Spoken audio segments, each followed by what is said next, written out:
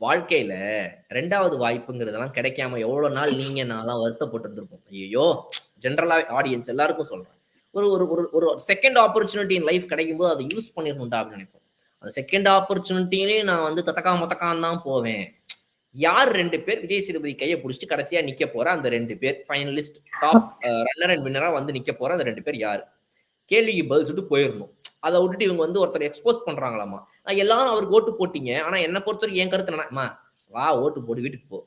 இத பத்தி அப்புறம் பேசு. டாஸ்க்ல உள்ள வந்துட்டு இவருக்கு ஏன் ஓட்டு போடக்கூடாதுன்னா, இதெல்லாம் தேவையா? அப்படின்ற ஒரு கேள்வி எல்லாரும் வைக்கிறாங்க. அதையும் மீறி இந்த வீட்டோட சப்போர்ட் நெறைய பேர் வந்துட்டு இல்ல, இல்ல அவர எக்ஸ்போஸ் பண்ண உதவட்டும் அப்படின்னு சொல்லி அந்த இடத்துல வந்து சில ஏதோ பண்ணி பண்றாங்க. பிரதீப்ப வெளிய தள்ளினாங்க பார்த்தீங்களா, ஒரு 5 பொண்ணுங்க சேர்ந்துக்கிட்டு. அந்த மாரி ஒரு வேலைய இவர் மேல பண்றதுக்கு ட்ரை பண்ணிட்டே இருக்கிறாங்க இந்த சீசன்ல. பட் அவர் மாட்ட மாட்டேங்கிறாரு. ஓகே.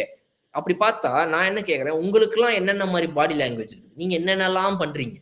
அதுக்கெல்லாம் யாராவது ஏதாவது ஒண்ணு கேட்கறாங்களா? நீங்க இப்ப நேத்து திவ்யா உதாரணத்துக்கு, போயிங்க போங்க, போங்க, போங்க. 2 பேரும் போயிட்டு இப்படின்னாங்க. ஓகே. உடனே கமருதீன் அதுக்கு பதில் சொல்றாரு. "ஓ! நீயும் அதான் பண்ற. என்ன பார்த்து நீ என்ன சொன்னியோ, இந்த வீட்டுக்குள்ள நீ அதான் பண்ற" அப்படின்ட்டாரு கமருதீன்.